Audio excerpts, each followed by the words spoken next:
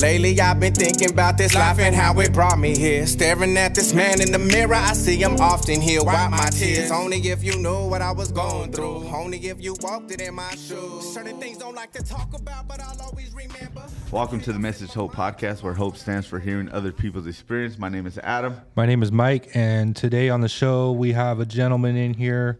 Currently he has about 4 months, but one of the reasons we asked him is because he was coming up on a year, and he had a slip, a pretty hard slip from what I understand, but he's back now, and he learned from it in a major way, so we wanted to bring him on here. So Daniel, welcome to the podcast. Thank you, bro. Appreciate it.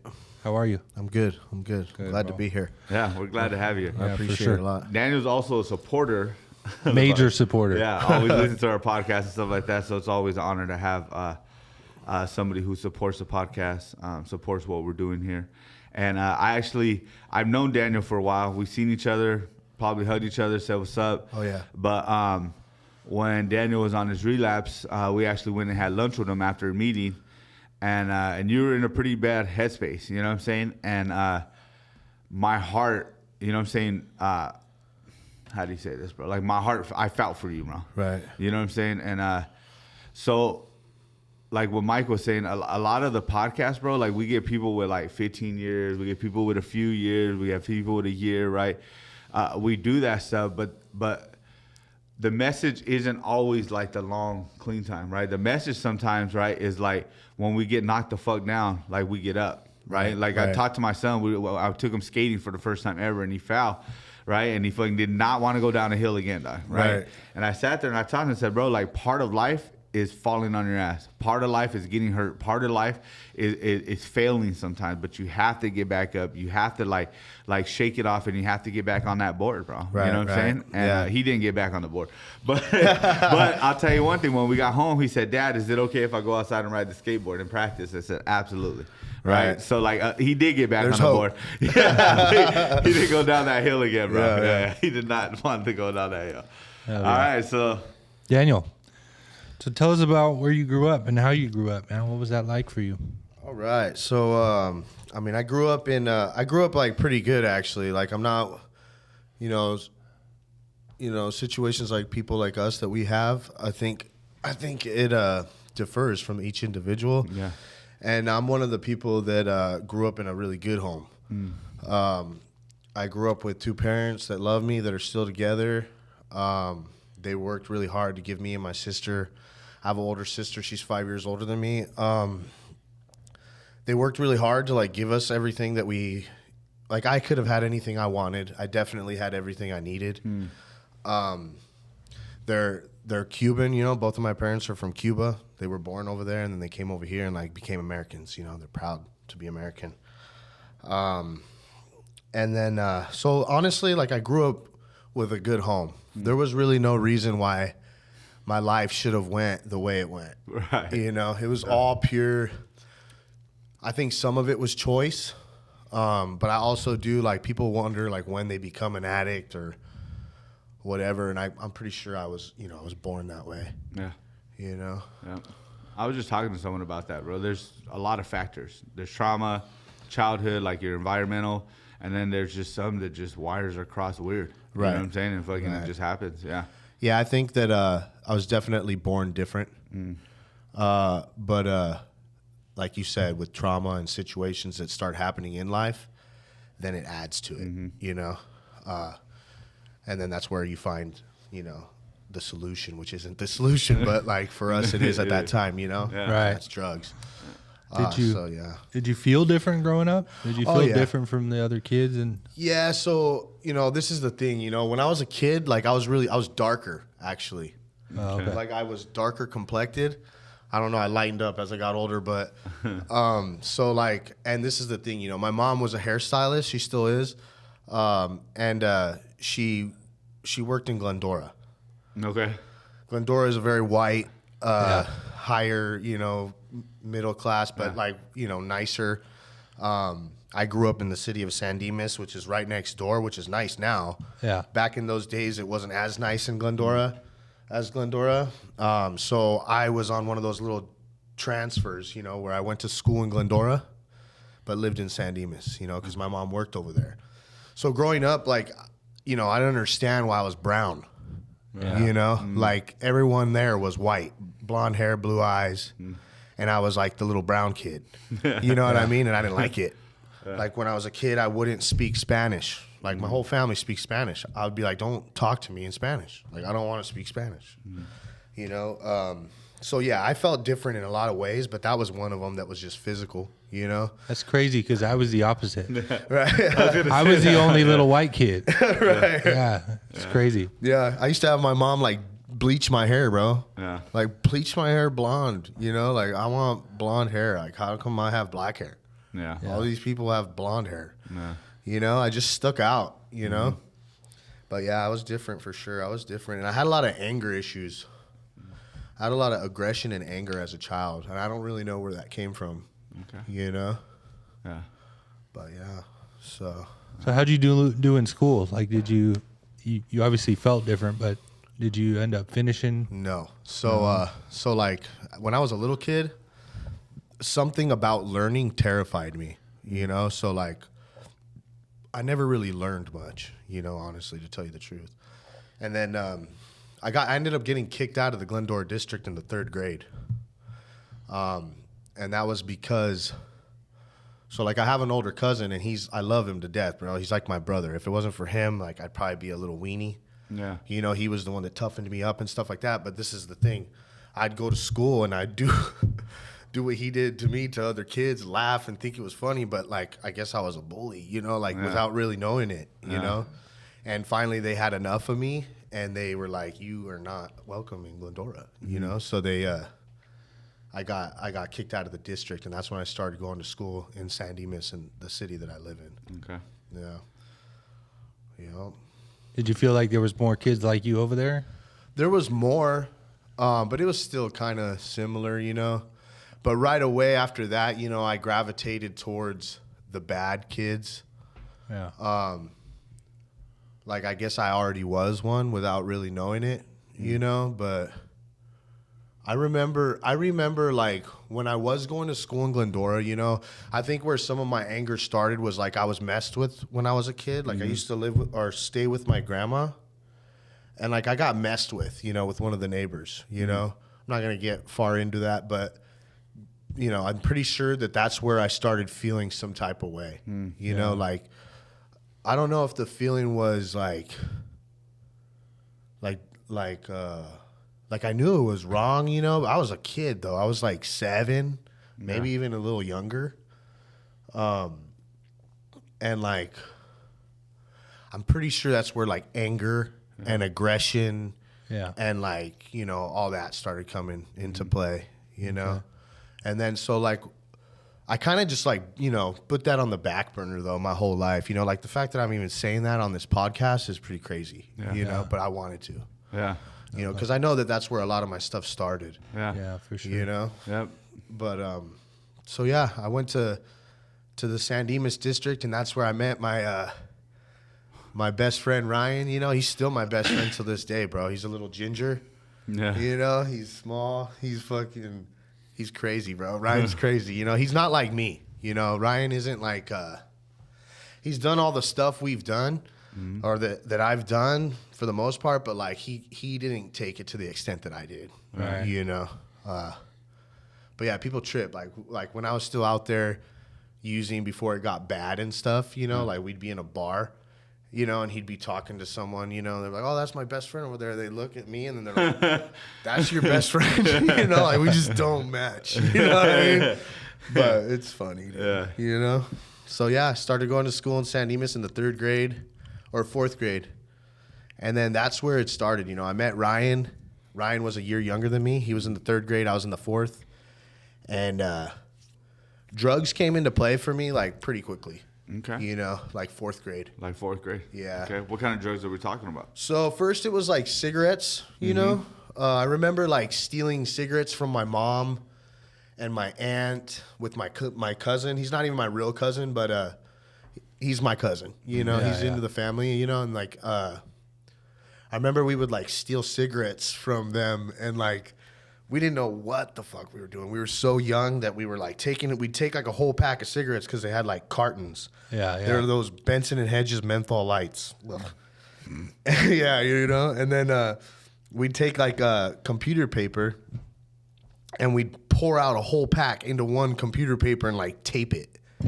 And we were smoking that, dude. I don't know like where we even like thought of that, but that was like the first thing I did. And then when I went to school in San Dimas and I started going there, I was probably about 8 years old. I met Ryan, and Ryan was in detention with me all the time. Right. You know, we were the kids that were like always sitting on the wall at recess. Yeah. I never played recess. Like, and if I did, I wasn't out there very long.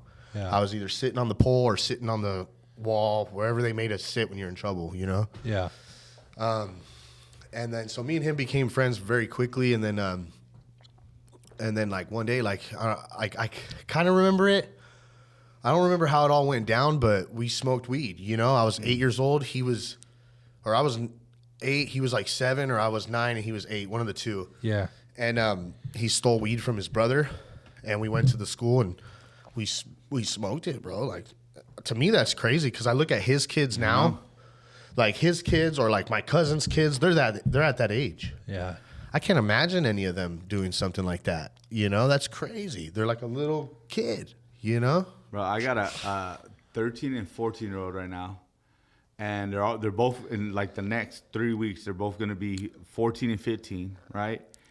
And I look at them and I was like, bro, I was like already trying meth. That's you know crazy. What I'm saying? Like I was already like blackout drinking. Right. Like I was fighting. I was like not coming home till 2, 3 in the morning. Right. You know what I'm saying? And like, it's just, it fucking blows my mind, bro. You know what I'm saying? I can't even imagine like. You know what's crazy is that the environment that you were in is much different than the environment he was in. But we still. And mine was somewhere in the middle. Yeah. And we all Still ended up were in the same exposed to place. that. Yeah, we all end up in the same place. Yeah, you know? Yeah, it's a trip. It's funny, man, because like I grew up in a neighborhood, right? Right. And so in one of those neighborhoods where you have meetings and these are the little homies, these are the big homies, right? And so I remember being the little homie, right? Yeah. And they'd be like, oh, why are you out here? Like, oh, this is the life that was given to me, right? And then I would hear these guys talk about how like they had like, and they were ruthless. These were like ruthless ass dudes, bro. These were like the big homies talking about, oh no, I got both parents at home. Like I choose this lifestyle. And I used to think like, what the fuck is wrong with you, bro? Like if I had a good home, I would be at home, right? Right. But I understand today that it's not environmental are factors, right? Trauma is a factor, right? DNA is a factor, but none of it is a for sure thing that things are gonna happen, bro. Right. I heard you say that like just the other day. I don't know if it was on your podcast when you were speaking at that convention, if you said that, or it was in one of the episodes, but I heard that, and I am that. Right. That's what I am. I'm the kid that chose that lifestyle, you know? I'm the kid that gravitated towards everything that was bad, and I'm the only one that's been to prison in my family. I'm the only one that's, you know, in a gang, all that stuff, you know? Here's the fucked up part, though, is I felt like I had no choice. But when I look back at it, I had every choice in the fucking world to do the right thing, bro. Right. Yeah. You know, because I see my cousins that are gangbanged out, fool, and I'm like, you don't have to live like this, right? And they're like, I'm talking about they started way younger. They jumped off the porch way younger than me. You know what I'm saying? 16 with their neighborhood on their neck. Like, you know what I'm saying? Like, before they even graduate, dog, you know? Yeah. They're fucking already fucking tattoos everywhere, right? But I tell them that, and they're like, oh, this is a life that was given. And once they said that, bro, I've seen myself in them. And I'm like, bro, no.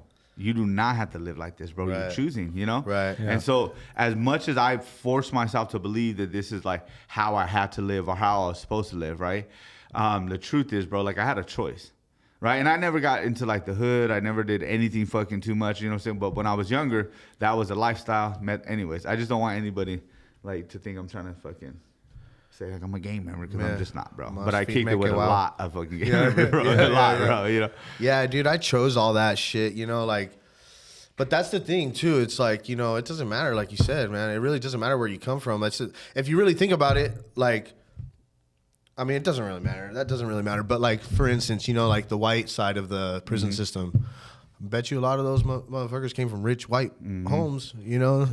Like, I mean, not all of them come from the dirt, you know? It's just all the person, bro. The person is whatever they're attracted to, whatever demons they got inside of them. And I think that's what was going on with me was I was just attracted to the dark power instead of like the, you know, and I'm not saying the devil. I'm just saying like, you know, I was more controlled by an evil, like, you know, spiritual, like, you know, whatever it is, like, that's what was controlling me. It wasn't like God or anything, right. You know, like no positivity at all. You know, it was just negative all the time growing up for me. You know, even though I came from a good home, you know, good homes still have fucked up shit, you know, that happen, you know, like my mom and my dad did their best, bro, like to give me, everything. You know, I was the kid that could have had a brand new car, maybe not a Beamer or nothing, but like I could have had a used Honda or whatever, you know, at 16. But I was cool with my bong, my fucking meth, and my skateboard. You know, like I didn't need that. You know, I had older friends that drove me around, and when they were drunk, I was the only little kid that knew how to drive sticks, so then I would drive their cars. You know, I didn't care about getting my license, bro. I really didn't. Going to school, like in the middle school, was when it started getting really bad. Like I smoked pot that one time, you know, and then I didn't really touch it again until middle school, you know. And this is a thing too, like I don't know. I mean, I don't want to ever make it sound like I'm blaming anyone or what, but you know, my mom did the best she could, bro. You know, like she did. She just had a very bad. My mom was never able to be a kid. You know, she had to be the one at the doctor's appointments for my grandparents and like, you know, the one going and getting my uncle out of jail, right? So there's another addict in my family, and it's my Uncle Robert. He's my mom's brother. And, you know, my whole life I've been compared to that guy. You know, that was another thing that, you know, I think contributed to things that I did. Like, you know, just like, you know, being called a drug addict or you know, just like, you're just like Robert or I got shit, that too. you know what I mean? About my like, dad though. Yeah. Like, you know, you're just like fucking Robert. You're fucking, or you're going to be just like Robert. You know, all that happened to me growing up, you know, like, and I remember from a young age, it was like, oh my God, he looks just like Robert. And then by the time I was 12, I was like, oh fuck, he's just like Robert. You know what I mean? Like, he's gonna, and then it was just like written off, like, you know, like he's him. You know, like I would get yelled at and it would be like, Daniel, you know, like shit like that, you know? And like as a kid, you know, I think I would just take that like so like, ugh, you know? And this is the thing too. It's like I probably was already an addict, right? So it didn't even matter. You know, Mom, I love you. But like, yeah, I don't think it mattered because I was already an addict. But like, this is the thing. I didn't start getting into heavy drugs. Like I was just the pothead for a long time. You know, a lot of my friends were doing cocaine, ecstasy and shit like that. Drinking was never my thing, bro. Like I hated the way beer tasted and shit. Like I didn't even care for it. I was just like, I liked smoking my bong, you know? And then I would be the driver. So I never drank and shit, you know? And then it just kind of got to the point where it's like, all right, I'm just like Robert, you know, like I'm gonna show you, you know? And then that's when other drugs started coming into play. How old were you when other drugs started coming into play?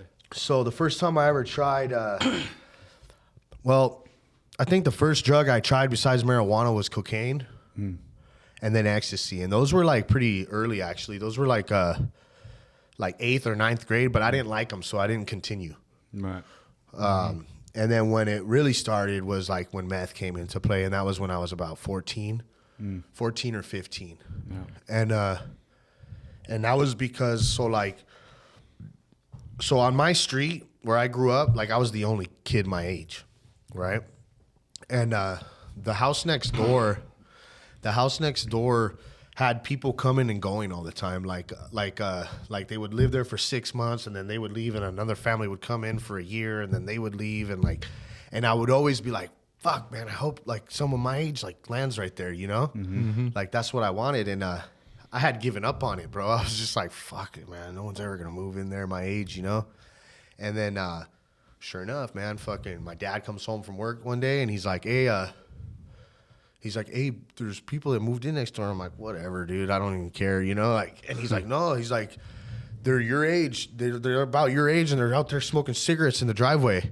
And I was like, oh, yeah? Like, because at that time, you know, like, I was smoking cigarettes already, and my parents knew it. Yeah. You know, like, I don't know why, but they were cool with the cigarettes. You know, like, it was like, whatever, you're going to smoke cigarettes? Like, whatever. And so my dad was like, no, they're over there smoking cigarettes and shit. They're like your age. I'm like, really? So I got up and went over there, you know? And I introduced myself to him, and I was like slanging weed at the time. This is like when Kush first came out, you know? Okay.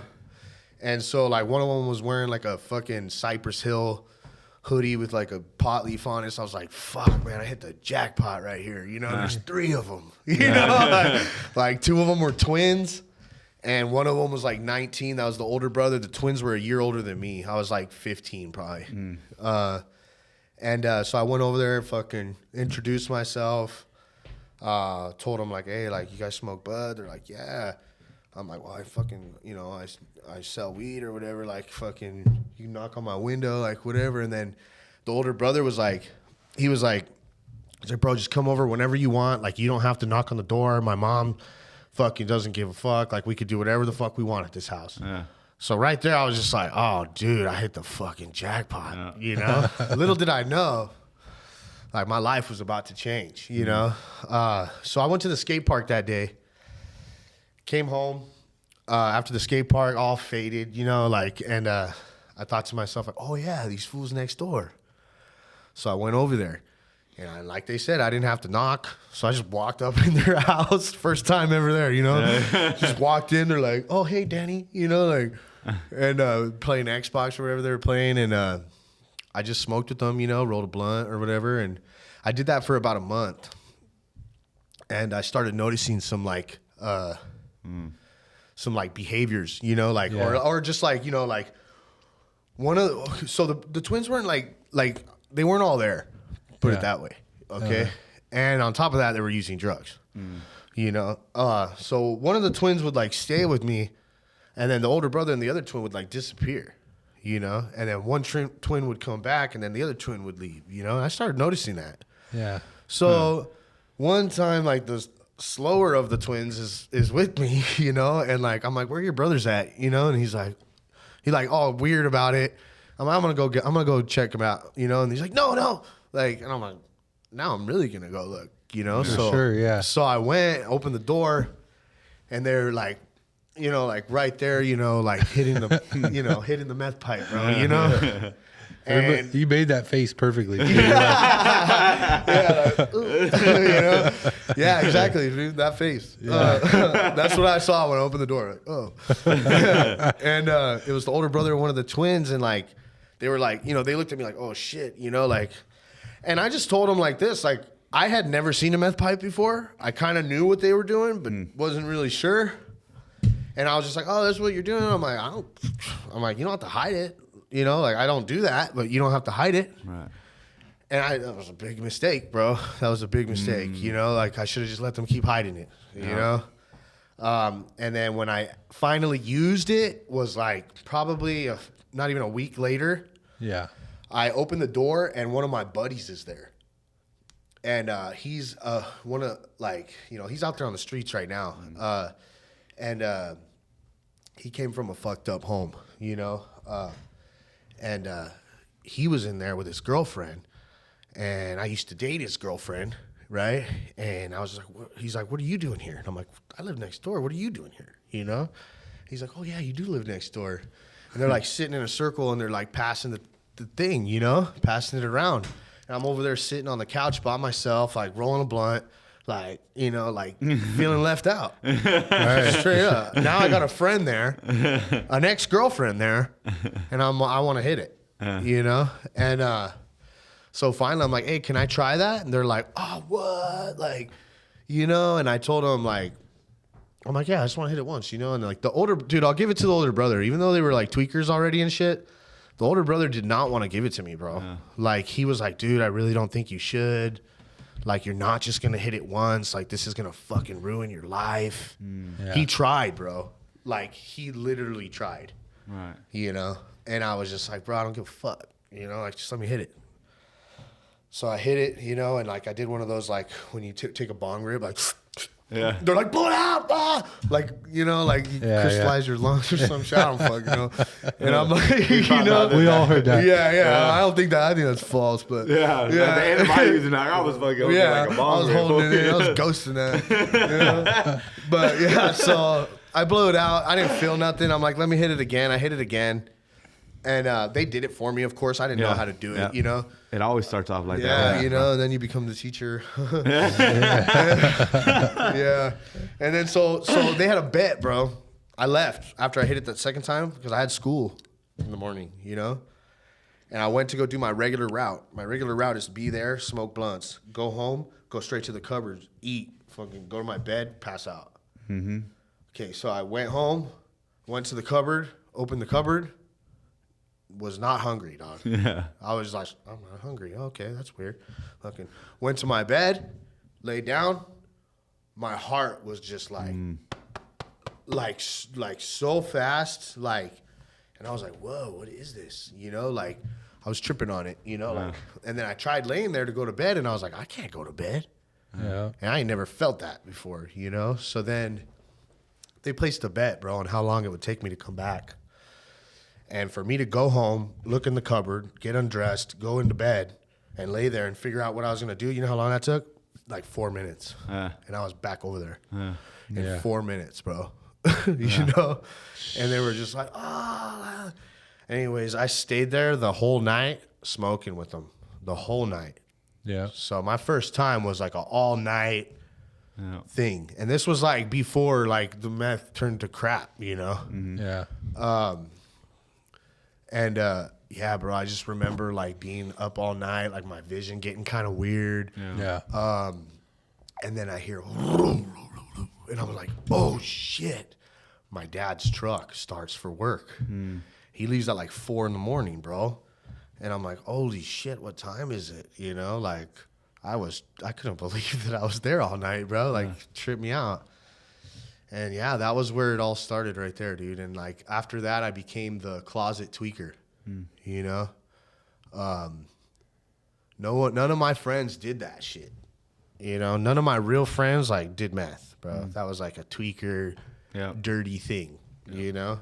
And I was a tweaker, bro, for a while, and no one even knew it. You know, like they'd be like, why are people so big? Oh, I took a thizzle. Yeah. You know, or why are people, oh, I did some coke. You know, like anything to just but that, you know, and I was fine. I remember wearing glasses inside, thinking that I was pulling it off. Everyone's drinking, and I can't even finish a beer because I'm wigging out. Right. I also remember, too, that moment when you're like, don't know what time it is, but then you hear somebody's car start, and you're like, oh, shit. know, like, Yeah. And dude. then it clicks, like, oh, shit. Right. It's already the next day. you know? Reality kicked in right there. Like, I still got to go to school. Like, Yeah. whoa. I remember that in the early days. Yeah.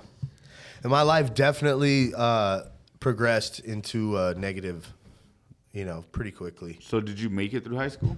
No. So I ran away one time too, man. And so I didn't finish high school. No, okay. I didn't finish high school. I had run away one time. And I changed my identity, bro. I changed the way I looked. And I was in San Dimas, bro, for 3 months with 2 private investigators and every sheriff looking for me, bro, and they couldn't find me. Really? Yeah, and I and wore. So your parents had 2 private investigators. Right, my mom had someone looking for me. Yeah, and I had a wig. Like I wore, like I'm talking about. They didn't even call me Daniel, bro. They called me Josh. Josh McGrady was my name. No one called me Daniel. If you called me Daniel, you're getting cracked. Yeah, you know. And yeah, bro. I'm not even lying. Like that. That's why I told you. Like there's some funny stuff. You know, like I full on like changed my whole look. Like I turned into this punk rocker, tight pants, like leather vest, spikes on it. You know, like just a grunge ball, you know, like I wore this wig that like looked real and like a hat with like the bill up with some sunglasses. You could not fucking tell that it was me, bro. Cause I didn't dress like that. Yeah. You know, I just looked like a regular punker, you know? And it was me the entire time. Like, I had one of those investigators come up to the skate park with a picture of me. Come up to me and say, have you seen this kid? I said, no, and skated off. And it was me in the picture. That's crazy. You know? That's nuts. So how long did you run away for? So I was gone for like about 3-4 months. Yeah. And they didn't even find me, bro. My mom found me. Yeah. My mom found me. I was walking down the street. At this point, I didn't have the wig anymore. I had like a long mohawk. Yeah. And I was walking with my buddy Steve. He was like a punker too. They're all his clothes. You know, like I wore all his shit. And we're walking, you know, it's like midnight. We're walking to his house, and a car pulls up behind me like real slow, and like I just knew, you know, like I just knew. And like at first we thought it was a cop, and then I'm like, just keep walking, you know, like we keep walking, and then I hear a voice like, I haven't seen you in a while. And it was my mom's voice, you know, and I was just like, fuck, you know, like, and he was like, who is it, you know, like, I was like, it's my mom, dog. And he's like, should we hop the wall? And I was like, I looked at him and I was like, hey, dog, I was like, I think it's time, you know, I think I should go home. And he's like, all right. He gave me like a, you know, like a hug, fist bump thing. And I turned around and it was my mom, my sister, my aunt. Like, it was like all the women, bro, you know, like the family, like just like, they were just like, what the fuck did you do to yourself? Because I looked like a completely different person, you know. I was just a, you know, a full on, I really was a punk at that point. At that point, like I became a punk rocker, you know. And yeah, it was pretty intense, dude. So I got in the car, went home. Shortly after that, dude, I was sent away to a really fucked up place, honestly. I was 16 years old, and I got woken up. So I didn't come home for like 2 weeks, I remember, I think. And I was just so like tweaked out, like hadn't slept, and I don't know how, probably that whole 2 weeks. I walk in and like my dad was like sitting on the couch. I had no idea he was there, and like I hear like, who the fuck do you think you are? Like in the dark. And I was like, oh, like, you know, like scared the shit out of me, bro. Like Satan? Yeah, I was like, I'm all like, haven't slept and shit, and he gets up and I'm looking at him like, what? You know, like a little asshole, you know? Yeah. I'm like, what? You know, like, and he's like, have you looked in the fucking mirror lately? You know? And I'm like, whatever, you know. He's like, go to your fucking room and get some sleep for once. That's what my dad said, you know. And I woke up. I remember waking up to two big ass fucking like NFL football players fucking like, get up, like, you know, like pushing me. Fucking like I wake up and they zip tied me, put me in sandals, like covered my mouth. Like I was like screaming for my sister, and like I couldn't. Like they like covered my mouth, like carried me, like hog tied me, and like threw me in a car, bro, and took off. And I had no idea where I was going. What? Yeah, bro. And then we end up at LAX airport. At this time now, I got cuffs on me. And I'm walking through the airport, and I'm going somewhere. I don't know where I'm going, you know? And I'm just like a mean little kid, bro. Like spitting on people and like telling people, fuck you, what are you looking at? And like all this crazy shit, dude. Like, and these guys are trying to be nice. They're like, you want McDonald's? Like, you want this? You want that? Like, I'll buy you food. I'm like, fuck you. Like, fuck your food. Like, it's my mom's money. Like, just being a dick to them, you know? And so, yeah, dude, they put me on a plane. They cuffed me to the seat. I ended up in Missouri, dog. I ended up in Missouri at a military boarding school. And it was like the worst place I've ever been to in my life, dog. I'd rather go to prison again than go there. And I actually found out, you know, a year ago, me and some friends were fellowshipping at, like, we went out to eat after a meeting, and like I was telling a story about that place, and then one of our friends, she was like, what's that place called? Like, that doesn't even sound legal, you know? Like, and she looked it up, and two kids died in their care, like, shortly after I left. Yeah. And they had shut the place down. Yeah, so it was like a bad place, you know? So what was that like? That was horrible, bro. Yeah. And then what it did was it made me worse. Yep. It made me way worse, because now I come back from that place, and that place was different. It wasn't like juvenile hall. It wasn't like jail, bro. It was like the worst kids were the best cadets. So like the scum of the scum, the worst of the worst, we were like the ones that shined. You know, we were the ones that could get through all the training and like, you know, we shined. You know, it was a fake it till you make it kind of place, and that was the only way out. They could keep you till you're 21, and they got different laws out there too, bro. And they like, they have custody of you while you're there. Yeah, So, well, obviously, I mean, if they're coming to fucking kidnap your ass, basically, and lock you up, there has to be it's some kind of law that allows signed that to over, happen. yeah, some crazy shit. Is there corporal punishment too? They're beating you. So and like, stuff, or? So like, my parents like signed a waiver like that they could like physically like, you know, put hands on us if necessary, but like that was every day. Yeah. You know, and That's crazy. Yeah, it was nuts, bro. My mom, like, I feel for her though because like she didn't know what she was sending me to, dog. She just didn't. They couldn't control me, dog. My parents could not control me. You know, they tried, and they couldn't. They didn't know what to do, dog. You know what I mean? Bro, I got kids that are teenagers. I have a 21-year-old, and I want to tell you, bro, like raising them, I'm like, my mom did the best she could with what she knew, bro. Like, because these kids aren't even half of what I used to be. You know what I'm saying? Like, I can't even imagine like the fear that my mom lived in every time I walked out of that fucking house, not knowing when I was gonna come back, not knowing who I was hanging out with. Like, we didn't have cell phones, we didn't have location, we didn't have, like, you know what I'm saying? I could check on all my kids right now, whether, I mean, they could also leave their phone and bounce, right? But like, and they've done that, but even their behavioral issues that they've had and the small little things that they've done, it's like, bro, it's I can't even imagine, because my mom was an addict, but I know she fucking loved me, bro. I know she cared about my mom. I remember one time, bro, we went out breaking windows, smoking weed, and doing all that. I was probably like 14, 15 years old, right? And like coming home at 2 o'clock in the morning, I promise you, this woman was in front of the apartment complex. I could still see her, bro. I miss that woman, right? I could still see her in front of the apartment complex, standing there, looking dead at me as I'm walking with a fucking chocolate in her hand, food smacking her fucking head. You know what I'm saying? Like, she was not playing, bro. It was 2 o'clock in the morning. She was waiting for my ass.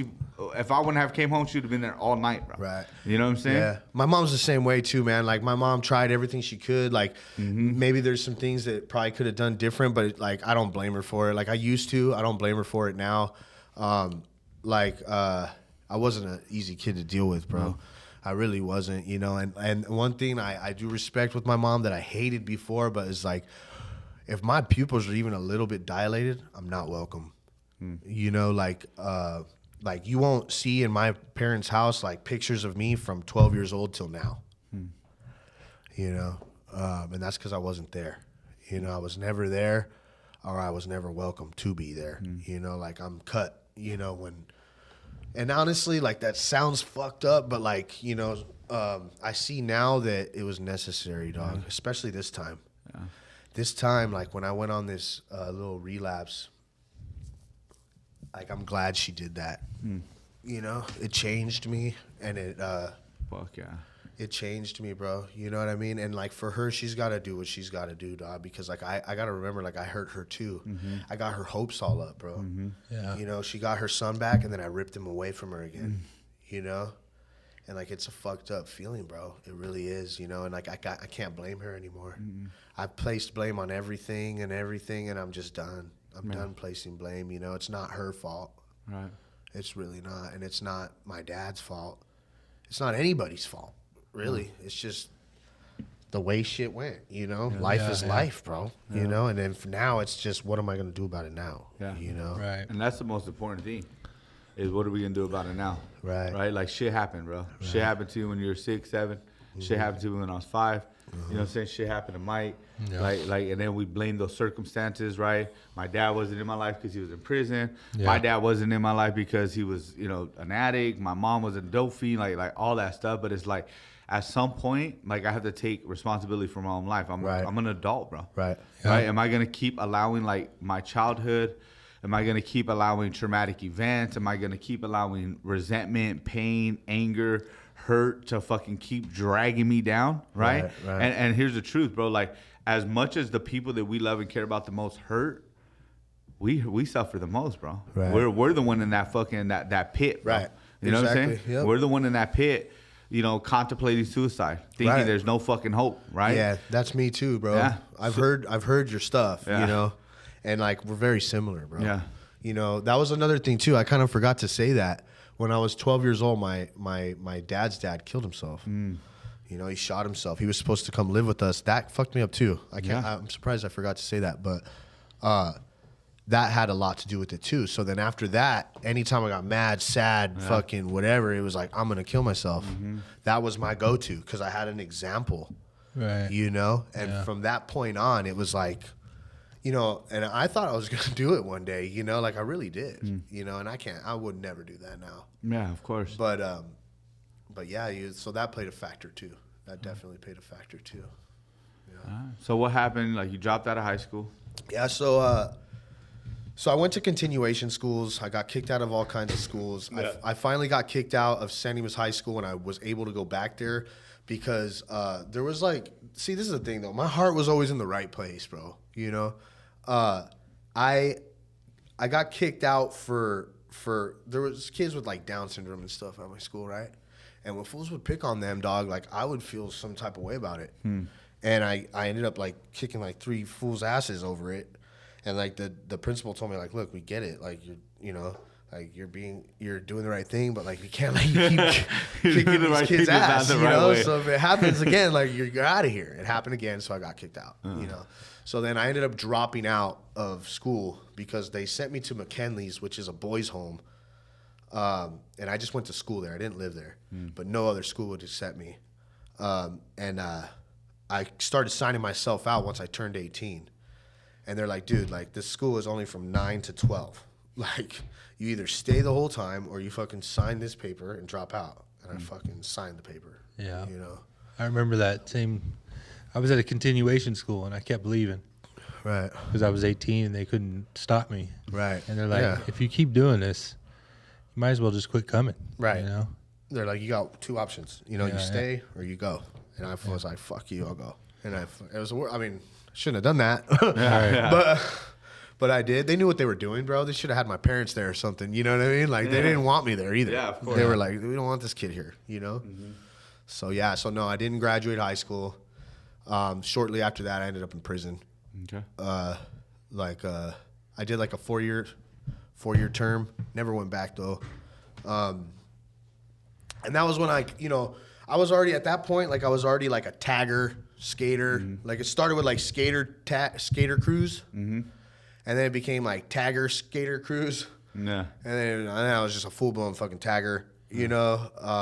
And then like tag banger. Yep. It progressed, you know. That's and what then, I was, yeah. And I wasn't ever like trying to like be from my neighborhood, you know. Like it wasn't really my style. I was like a punk rock skater kind of guy, you know.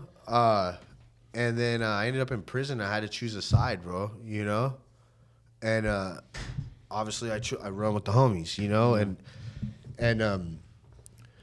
I was a resident my whole term.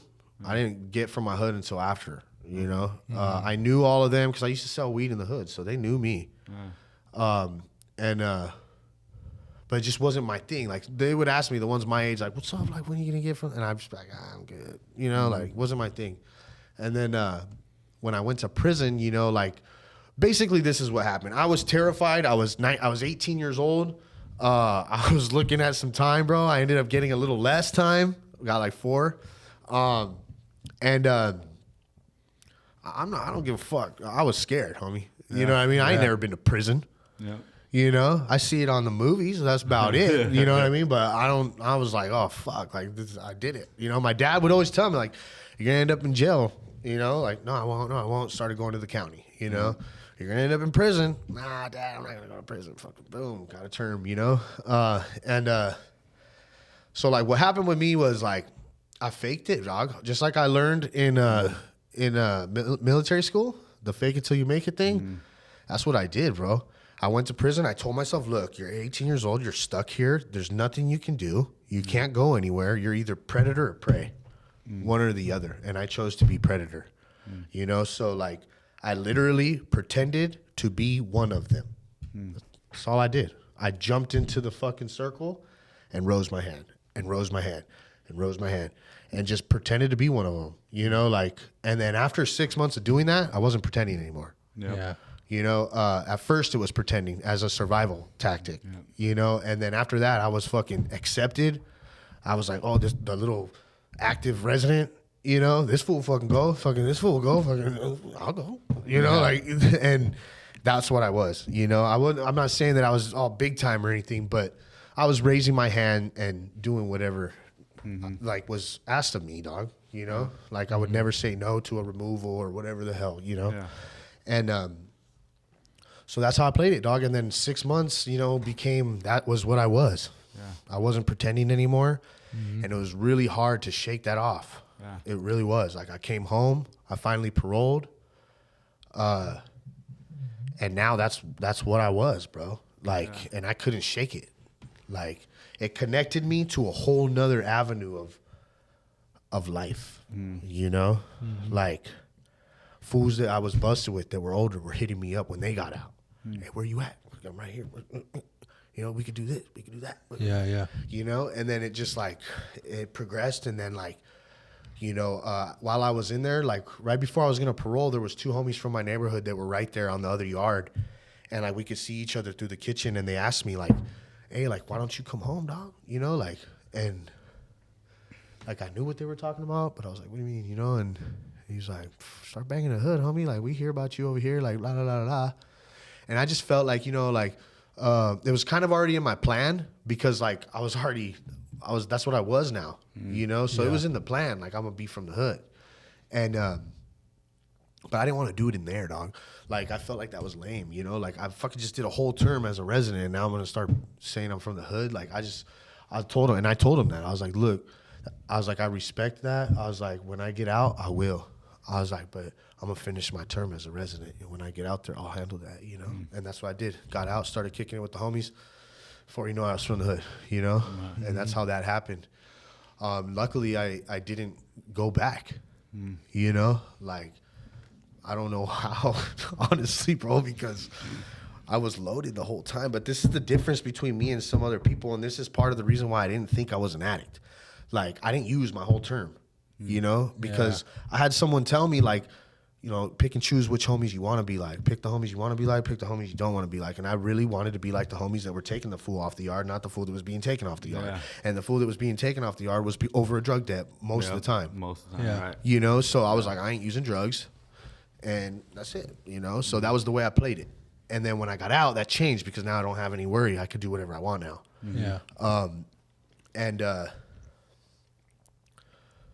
Like, so... Anyways, I got into the neighborhoods, and then that's when the drugs started progressing a little deeper, you know. Started slamming and stuff like that, and but I stopped. I stopped again, and this is the thing. Like my whole three-year high control parole, I had to do the whole 3 years because I never had a stable address. My parent, like I said, my mom, when I'm fucking around, she don't want nothing to do with me, so I'm bouncing around from Momo to Momo, house to house, whatever the hell, and so I had to stay on the parole for 3 years. The whole time, yeah. But I pissed clean. My piss every fucking month. And I was using hard, bro. I was poking myself. I was smoking. I was doing it all. So then by like the 26th of the month, I'd be like, oh, what's today's date? Like, but don't give me anything. You know, like, and then I just like pass out. And like, they would like pick me up from room to room, car to car, hotel to hotel, like, and I would just be like a zombie, bro. And then the 5th day, 5th day, whatever, I'd be like, oh, I gotta go check in, you know, and then I go check in and I piss clean, and then as soon as I hit the parking lot, they were right there ready, bam, fucking at it again, you know? I did that for 3 years, bro. Damn. Yeah. That's crazy. It's crazy, bro. Like, my homies used to tell me, like, why, bro? Like, and I would just be like, I want to get off parole, dog. Yeah. Like, I'm not gonna do this my whole life, you know. Like something in me knew, like I'm not gonna go in and out. All these people, they fucking go to jail, they come out and they go on the run just because they're getting high. Yeah, I wasn't about to do that. Fuck that. I'm getting off parole. You know, like that was my goal, and I accomplished that. But it was hard, and it made me think that I wasn't an addict because I could stop at the end of every month. You know? Yeah. But that don't mean shit. That just means how determined my disease was to keep using. Yeah. You know? That's fire, bro. And I didn't know that then, but I know that now. Yeah. You know, I didn't know that then. Yeah. But I know that now, you know? I think we always, like, are able to muster up enough willingness to prove to ourselves that we don't have a problem. Because like you said, bro, Yeah. Right? Our disease wants to keep us sick. So if I don't have a problem, then I don't have nothing to do about it. Then I could just keep living the way that I'm living. Right. You know? Yeah. Exactly. Yeah. Like, I always known, like, deep down, bro, that, like, that life isn't meant for me, dog. It's really not. Like, you know, like, I have a, like, not to, like, talk so highly of myself or anything, but, like, my heart is always in the right place, dog. Like, I care for people. Like, I've never done any harm to somebody that did not have it coming, bro. You know, like, there's people that go out there and do heinous things for no fucking reason. I'm not one of them, dog. Yeah. You know, like, I don't want the reputation to be this ruthless killer. And, like, I don't. That is not me at all, you know? And, like, I kind of always deep down knew that, like, my life would get better one day. I just didn't know how or when. You know, Yeah. And that's when the recovery process came into play for me, right there. Yeah. I think like what you're talking about when you were in prison, right, and in the military, right, like the fake it till you make it. You know, in recovery we call those masks, bro. Right. Right. We put mask on, right? And I liked how you talked about like after 6 months, like it was no longer a fake it till you make it, right? Because that mask was stuck. Yeah, we wear those masks for so long Yeah, that they become us. Well, just like the movie, The Mask. We become that person, but it's not who we really are, bro. We're just masking who we really are, right? Because like being loving, caring, compassionate, like none of that shit serves us out there, bro. You can't. Matter of fact, it will get you killed. Bro. It will get you. It will get you killed fast, bro. You know what I'm or saying? people take your kindness for weakness and all that shit. You know what I mean? And it's just, it's so unappealing to me, dog. Like when I'm clean, like I don't want nothing to do with that life. Me but either. as soon as I fucking take a rip, like my foot turns a little bit. Yeah. You know? It does. Dog. As soon as I get loaded, bro, like foot turns, let's go to the Momo. You know, like fucking, it's weird, bro. It's fucking weird, homie. That's just funny. It's weird. Like this is Daniel, you know? I just want to be Daniel, dog. I don't want to be nobody else no more. Yeah. You know what I mean? Yeah. I really don't. I just want to be Daniel and I want to stay clean, bro. You know, like this last. So let's talk about what it was like. What got you clean the first time when you had almost a year? Okay, so that wasn't the first time. Okay. That was actually my second time. My first introduction to Narcotics Anonymous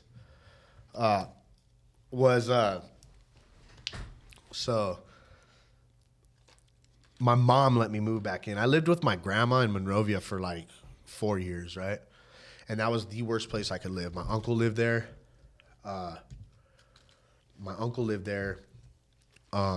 grandma is an enabler, bro. Like, I can use, you know, she's the type of grandma, like, I drop a syringe, like, she'll pick it up and give it back to me. Or hide it for you. You know, yeah. Or, like, I'd go to work because I had a little job over there, and I'd come home, and, like, all my stuff would be, like, you know, my needles right here, my scale, my bag, my pipe, you know, the room clean, you know, like, that type shit, you know? So that was, like, the worst possible place I could live, you know? But she didn't do it, like, out of harm, though. She's old school, bro, my grandma. Nah. And she's had my uncle there her whole life, or his whole life. And she would rather us be, you know, with a roof over our head. And we're going to do it. In her mind, we're going to do what we're going to do. You know, she'd rather be there to feed us and whatever, you know? She didn't mean any harm by it. Of course. So then after that, you know, like, I ended up going to rehab. I caught a little case, like a Prop 36 case. I didn't sign up for it, and then I ended up getting picked up on a warrant. And the judge gave me another chance. She was just like, "Look, so we're gonna give you another chance to sign up for the Prop 36." Then she was like, "However, if you decide to go to like a rehab, like in like where you stay Inpatient, there, inpatient, and you complete a 90-day thing, that it'll cancel out your Prop 36. You don't even have to do that, and you're done." So, like, when she said that, I was like, okay, that's the only way I'm going to be able to do this. Yeah. Prop 36, it's like you have to, like, go and test and shit, and you're out here free, and there's no fucking way I'd be able to do that. I was, like, slamming and fucking just, you know, there was no way. So I decided to check myself into a rehab to beat the system, not to get clean.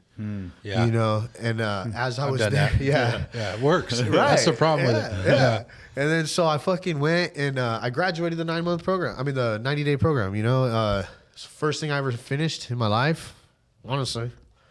What training center was it? It was the Rena B. It was in like LA. But yeah, dude, it was the first thing I ever finished, ever. I've never finished anything.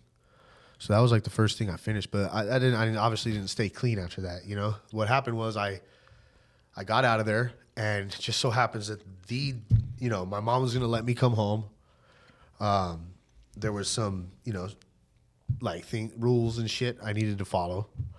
But this is where it sucked. Like, I just wished that they would have like held me for like one more week, dog, because I get let out. My parents are going on a trip to fucking. I think they were going to like Punta Cana, like the Dominican Republic. Yeah. For like 7 days, bro. And I'm like, okay, like I haven't been here in years in this house. Yeah. And now I'm here alone. Like just got out of rehab. Like, what am I gonna do? Like I can't believe that my mom even let me stay there, dog. For that week, and she did. And I left, bro. I did what we do, dog. I got loaded that whole week. Kept telling myself like, it's kind of like Josh's thing. I already knew that. Yeah, it's kind of like that. It's like, I got 3 days, and then no, I got 3 more days, kind of thing, like till they come back, like, and it just like kept going, and I couldn't stop it. And then before you knew it, I'm like, oh fuck, it's the day they come back, and it's like I cannot show up to my mom's house like this, like 7 whole days of me not sleeping, bro. My mom, dude, one rip, bro, and my mom take a look at me and she'll know. Yeah. Like I can't hide it, And so I didn't show up back at the house, dog, and I ended up sleeping it off. Went home like 3 days later. Locks were changed. Fucking, I was not welcome again, So then I like went on a little bender again, like sad though, and I didn't know what to do. I begged her to let me come home, and so she gave me an ultimatum, bro. She's like, I told her like I'm not gonna make it if I go back to grandma's. Like there's just no way, like I will not succeed over there. And she said, you can come back and stay here, but you have to go to those meetings that those people go to every day, or else you can't stay here. And I was like, I'll do whatever you want me to do, So my introduction to the first time was ultimatum from mommy, Yep. And you had a court card from mommy? Right. Court card from mommy. Exactly. Yeah, mommy card. God bless her. So then I only knew one person doing that, bro, and it was Billy. Yeah. And so I hit him up. I saw him on social media, all like, the hat, shirt, the N8. Yeah, and I know him. I know where he comes from. I know where it takes him. And like that was evidence of me. Not only did I have to do it no matter what, but like looking at him, like, it did something to me, bro, because I was like, wow, like I know where he goes when he uses. I know, like, so it was like proof. Right. Yeah. It was like solid proof. Like this fool, like, can like look how good he's doing, like. So I hit him up like, hey, bro, I don't know what to do. Like I have to go to these meetings. I need help, and like, I don't know anybody else doing that, bro. Like, and then, dude, I'm talking about not even like 2 hours later, bro. That fool was at my house, picked me up, and took me to a nooner. Yep. Yeah. And then I was going to meetings every single day, dog. Like I ended up getting the same sponsors, him, and I was really doing it, bro. But I wasn't doing it for myself. That's the problem. That was the first time I ever got clean, This last time where, you saw me on this run and stuff, I had left and I lived like a semi-normal life for like 6-7 years, bro. I got up to 9 months in the program. Copped a resentment with the sponsor I had. Bounced. I moved to Big Bear. Got a job. Ended up being in a band. Like I play music and stuff, and like reggae's my thing. And well, I like a lot of different music, but I like reggae a lot. And I ended up being the drummer of this band. Then I became the singer of that same band. And that shit was tight, bro. I replaced the program with the band. And the reason why was because I knew that I was still fucked up.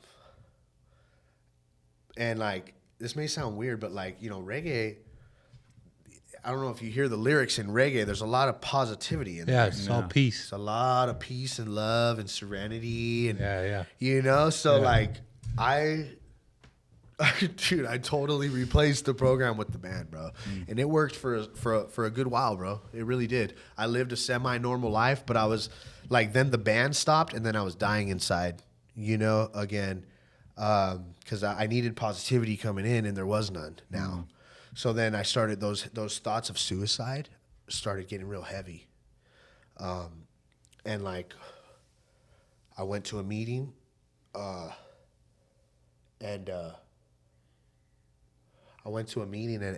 it wasn't the same, bro. I went to my old home group. Nobody was there that I knew. And I was just like, fuck this. This shit ain't even the same. Nobody's even here. Little did I know that fucking this one had kids with this one, and they're over here now. And this one had kids with this one, and they're over here now. Or this one got a better job, and now they live over here. Like, they're still here.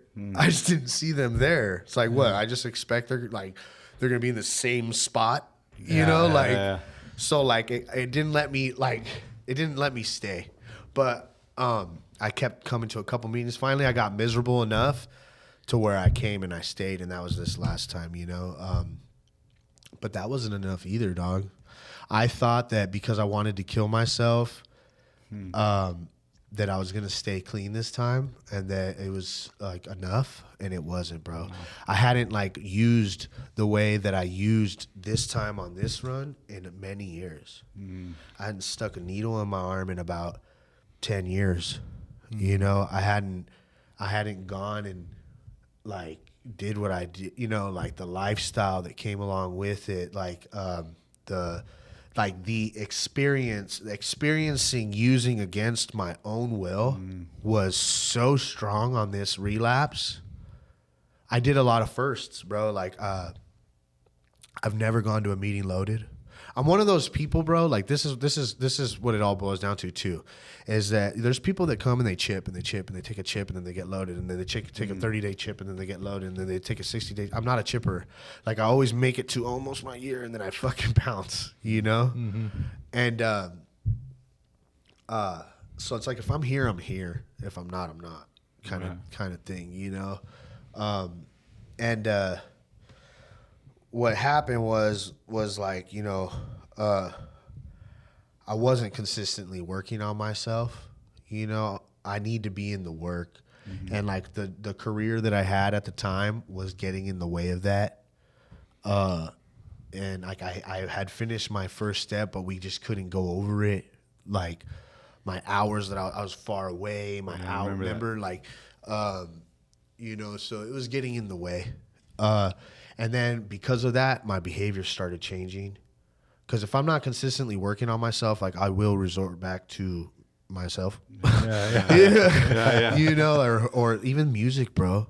Like I'm not gonna mention any names. I started hanging out with some other guys. They're good guys in recovery, but they listen to a certain kind of music, bro, and that music brings something out in me that I don't need. Yeah. You know, like music will change my mood or my thought pattern. Like make me want to go hit a lick or make me want to go do shit that I don't need to do. Yeah. You know, like music is a big part of my life, bro, and I don't need no negative music in my life. I really don't, you know? And that played a factor. It started changing my mood. Then I started kicking it with like the little homies because they don't smoke meth. You know, they just hit nos balloons and smoke weed, so I could hang out with them. Right? I don't do that. So we're cool. And what happened was I relapsed so fast, bro, and I was so disappointed in myself that, you know, I didn't have a chick at the time, and like what it was the little homies were like, "Oh, dude, we got these girls coming over, and they're younger than me, dog. You know, they're of age, but they're younger than me." Yeah. And I panicked, like, "Oh shit," you know, like fucking, I'm gonna be that weird, like, kind of older dude, like not conversating, because I'm clean, bro. You know, so it's like, what are we gonna fucking talk about? Yeah, you know, like, and like out of impulse and fear, I grabbed a beer that they had and I chugged it, and like I realized what I was doing, and I was like, oh fuck, you know, like, and I was so pissed, bro, like, because I was a week away from taking a cake, you know, and I didn't even think of that. Like, it was just all out of fear. Like, oh, I'm not going to be able to talk. I'm not going to be able to, like, socialize. Like, all that, you know, like I'm going to look like a weirdo. Like, all that stuff, you know, and I just, like, impulsively grabbed one of their beers and, like, and that was it, you know? And then the funny part is this is how strong the disease is, right? Like, I was just talking about this the other day. I didn't even stay there and chill with them. Yeah. Like, in a second, bro, I said, okay, my life's over. There goes my cake. There goes my clean time. There goes my recovery. Straight to the Red Roof Inn. Mm-hmm. Straight to the Red Roof Inn, and I had a pipe in my mouth within T-minus 5 seconds. Yeah. Like, seriously. Like, that fast, you know? And that was it, bro. I went on a hard run, and then shortly after that was when me and you went out to lunch that day. I wanted to come back. I couldn't get it. Like, I would go to a meeting and nothing could stick. You know, it was just like, ugh, I didn't even want to hear it. You know, and then so like as it progressed, this is the thing too. Like on this run, bro, I did a lot of firsts, bro. I had a career already. You know, in the union and stuff, and I was waking up, doing a huge shot, getting in my car and going to work. You know. Dude, it was still cold around that time, and like by 7 a.m, like my shirt was drenched. You know, I'm sweating. Like motherfuckers know, like this guy's on a sick one. You know, like it is cold outside, bro. You know, and my shirt is dripping. You know, my long sleeve shirt is dripping at 7 o'clock in the morning, bro. Yeah. You know, and then like at lunchtime, like I wasn't interacting with the guys. I would just go off and like smoke and then come back, you know, and I did that for a little while. And then what happened was I got some blessings on this run, dude. Like God entered he's always been there, I think, but like, you know, I take a more I don't know how to say it, like religious way with my higher power, I guess you could say. And I never wanted that. You know, like one thing with me was like, what's your higher power? What's your higher power? I want that one. I don't want this one. Yeah. When I knew deep down this one was always mine. Right. And for some reason I didn't want it. I was embarrassed of it. Or I don't know what it was really. And all that stopped on this run. And it's very powerful to me too, dog. Yeah, it is. Super powerful because like I was like the faith that I feel now, I've never felt before, you know, and things happen like that got me clean before I got clean. Like God entered like before I got clean, you know? Yep. And then like there was these two, like I could have been on any job site, and I was on a job site close to home with two dudes that were followers of that higher power.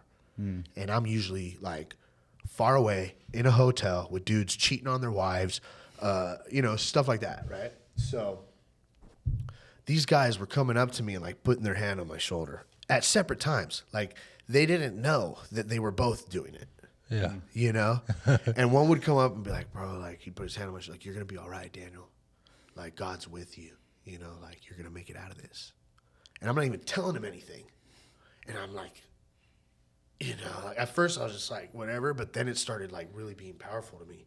Then like I'd be digging over here, you know, like this guy's way over there. And this fool would come over like, hey, you know, like God this and God that and God this and God that, you know, and like I was just like starting to like trip out on it, you know. Then I'd go home and then they'd be checking on me.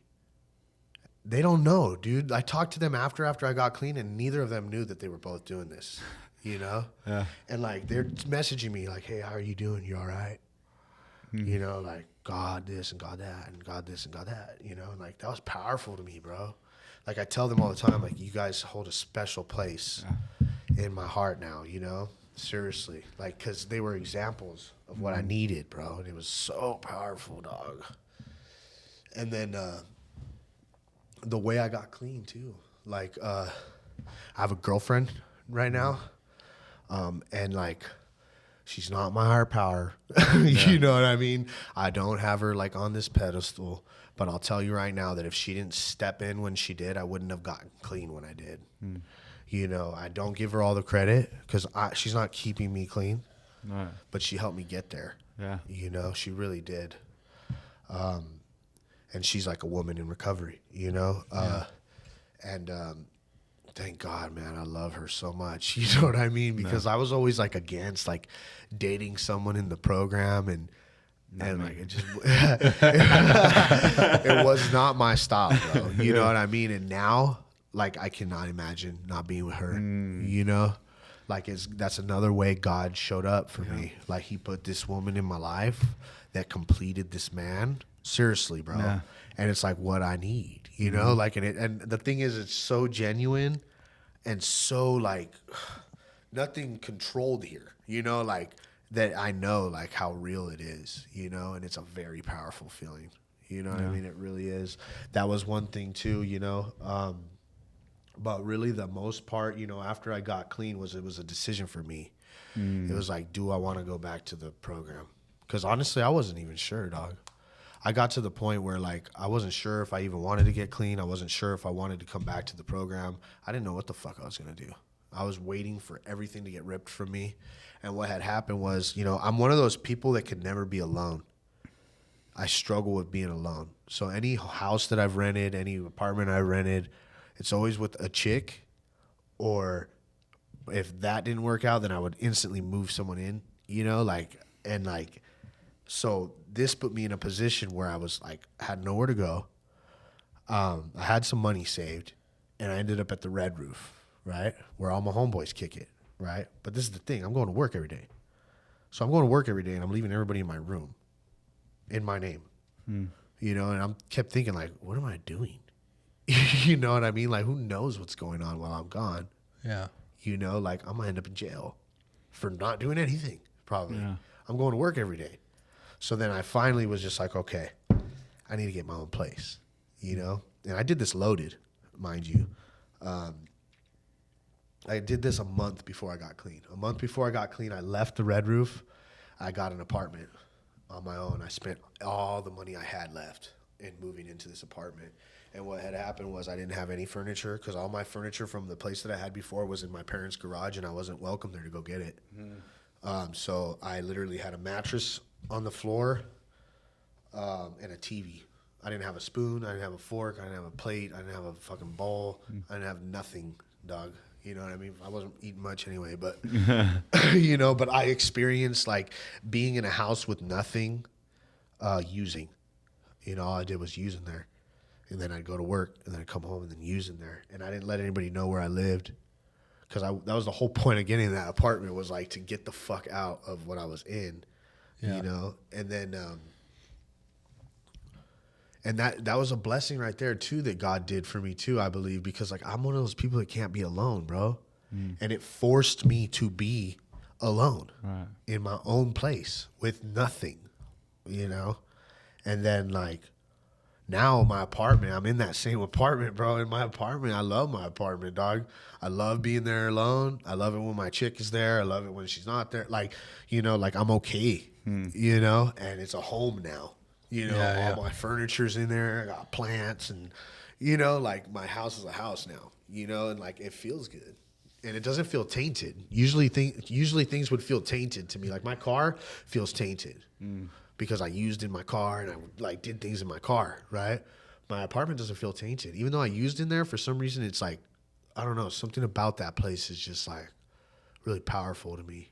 You know? Hell yeah. It really is, you know? So, like, I decided to come back and stay. And now, you know, I have a sponsor. At first, it was my buddy.